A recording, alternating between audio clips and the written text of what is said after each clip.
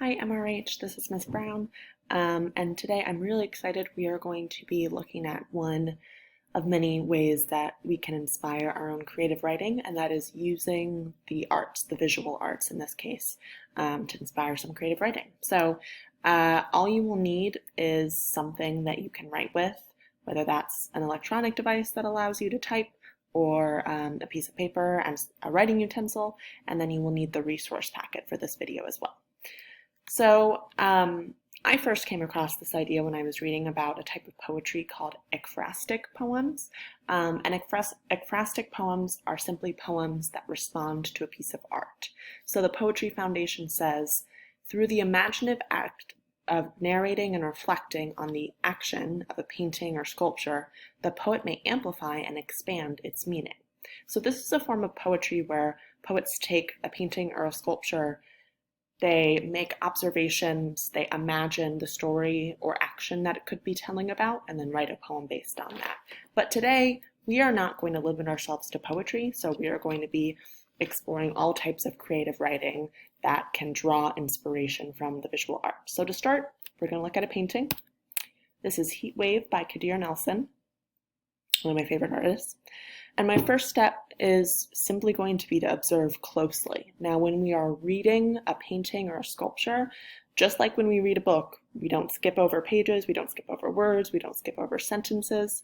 We don't want to skip over any part of this painting. So I'm going to move my eyes from left to right across the painting, kind of working my way down until I have really thoroughly looked at the entire painting.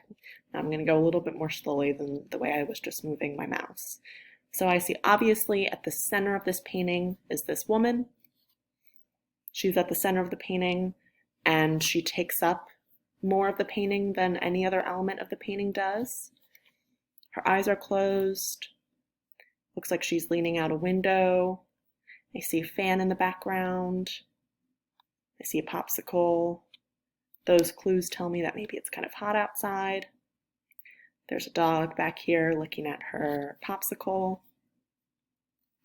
There's a plant on the windowsill. It looks like it's maybe kind of wilting. She's got a glass of water. From what I can tell, it looks like maybe this is an older building. There are little details like these things that look like they would maybe be part of an older building, sort of more traditional architecture. I can see that there are drapes hanging down behind her in the room. And I can see, when I look more closely at her as kind of the main figure, the main character, if you will, of this painting, I can see the expression on her face. And everyone might interpret the expression differently, but to me it looks peaceful. Her eyes are closed, her face looks kind of relaxed. It looks like she's just enjoying maybe getting some fresh air on a hot day. Maybe she's enjoying her popsicle. The dog is enjoying the popsicle. And now I want to start asking myself some questions. So what is the story that this piece tells? I want to think about who. Clearly, in this case, my who will probably be this woman, although it could be the dog. I want to think about what it looks like is happening here. I've already sort of spoken about that. When do I think this is happening? Based on what I can see of her clothing, it looks like recently or relatively recently. She's not wearing clothes that indicate this happened a very long time ago. I don't know much about where this is happening other than it looks like she's leaning out of a house or a building. Whose perspective does this show? So this is not from the perspective of the woman, right? We're not getting her point of view as she looks out maybe onto a street or onto her yard. We're getting the perspective of someone that is seeing her. So who might that person have been? Obviously, I know that the artist is Kadir Nelson, but imagining this scene, who would see this specific image and be able to record it in some way? What emotions does this piece create? That's going to be different for everyone. For me, I definitely feel some intrigue. I'm curious. The expression on her face is kind of neutral, and so I'm curious to know more about what's going on here. I feel kind of amused looking at this because the dog is eating the popsicle. It seems like maybe she's not aware yet that her dog is eating part of her popsicle. That's kind of funny to me.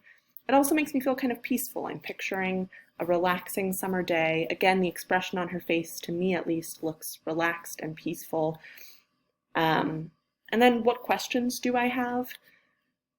I'm wondering who she is. I'm wondering where she is. I'm wondering if there was a specific reason she opened the window and stuck her head out, or if she did it just to get some fresh air or just to relax. I'm wondering what her emotions really are. Is she tired after a long day? Is that why her eyes are closed? Or is she feeling very peaceful and well rested, and that's why she's closing her eyes for a moment, because she's just feeling so relaxed? We're going to look at another painting together just to kind of practice. So this is Young Woman at a Window by Salvador Dali. You'll notice that these two paintings that I pulled out have kind of similar subjects in some ways. They're both women at windows, looking out of windows. But again, I want to carefully read this painting, moving left to right, top to bottom, just like I would if I were reading words on a page. So I see, obviously, again, sort of in the center of the painting is this young woman, but in this case, I can't see her face. I can see the back of her. She's leaning on a windowsill, looking out a window. The window is open. It's looking out onto some body of water. That might be a boat. There's some land over there. So she's not looking out over the whole wide ocean. Maybe this is a little bay in the ocean. Maybe this is a lake. Maybe this is a river. When I look at the small details like the fabric of her dress, the fabric of the drapes, I'm seeing a lot of movement. So I'm picturing maybe a breeze coming in through the open window, right? Especially when I look at this drape and this drape, it looks like they're maybe being blown back a little bit by the breeze. And so again, I want to think, what's potentially the story here? Is she waiting for someone? That's kind of how it looks to me.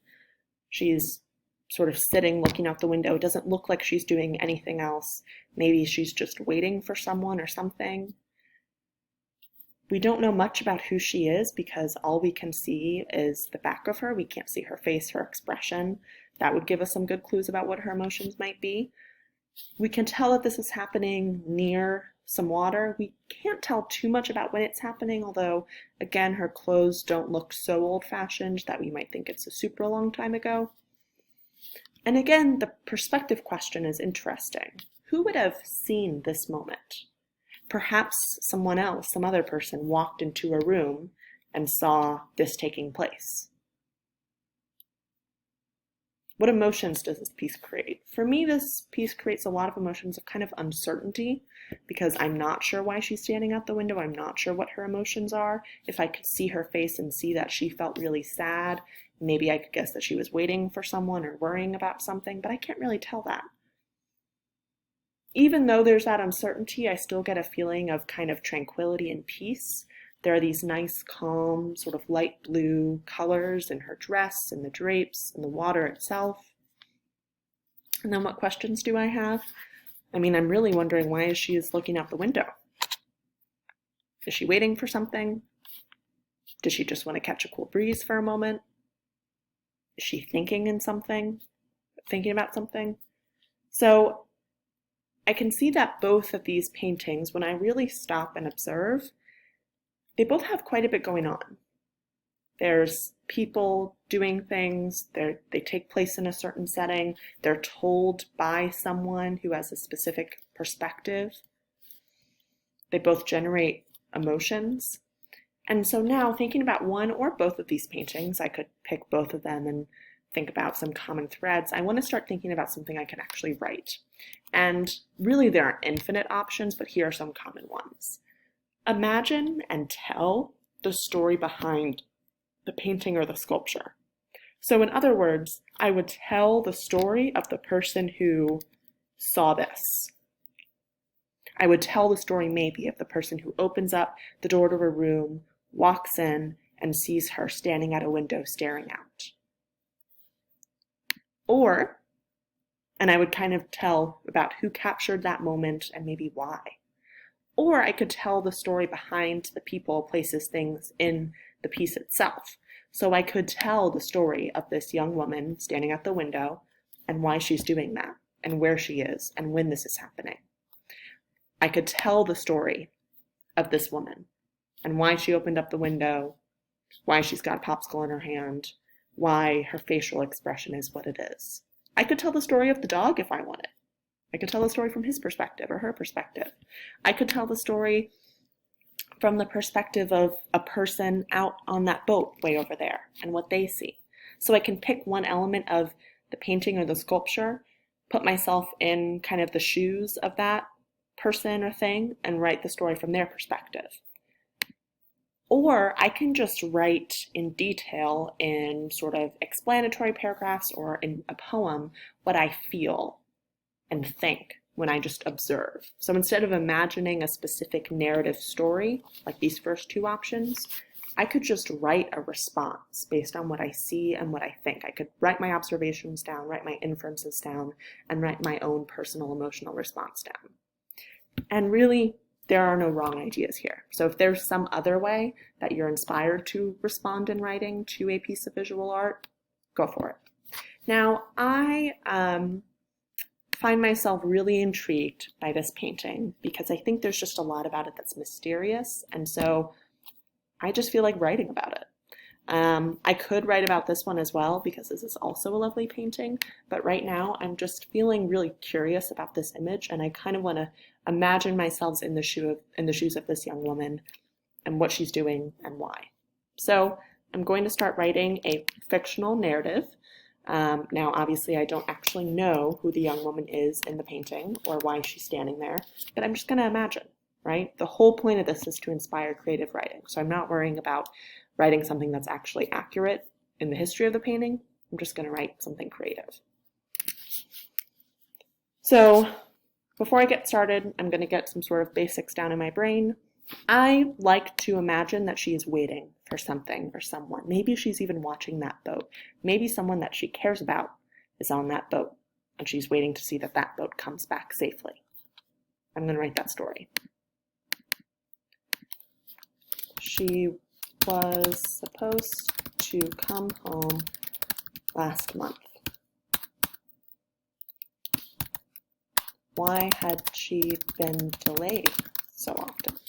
So again, I don't really know much yet about who I think is on this boat, but I'm starting to develop this idea that someone who was supposed to come home last month is on this boat, and this young woman is watching it come because she's really eager to see that this person makes it home safe. Why had she been delayed so often? In her letters, she wrote about her travels and adventures, all that she'd seen and learned. But then the letters stopped. She didn't send her love and inspirations and observations. There was just silence. Finally, a week ago, a letter came. She'd be coming home soon. So I'm setting up kind of the backstory behind the painting, right? This young woman knows someone who was away, traveling, writing all these letters, but then the letters stop. And so the narrator, the woman in the painting, starts to worry about this person, and then she hears that this person is coming home soon. Sally was ecstatic as she realized that finally her beloved friend would be returning to their small riverside town.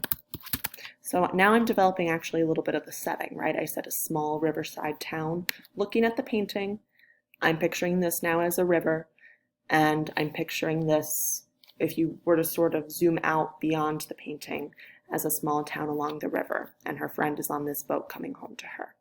So I'm just going to pause there because I just wanted to show you how to get started writing something. Again, you can create a narrative using the characters and things and settings in a painting or a sculpture. You can also imagine the story of the person who captures that moment. You can use the two paintings that I used in this video or any of the paintings in the attached resource. And there's some sculptures in here as well to inspire your writing. So have fun and be creative.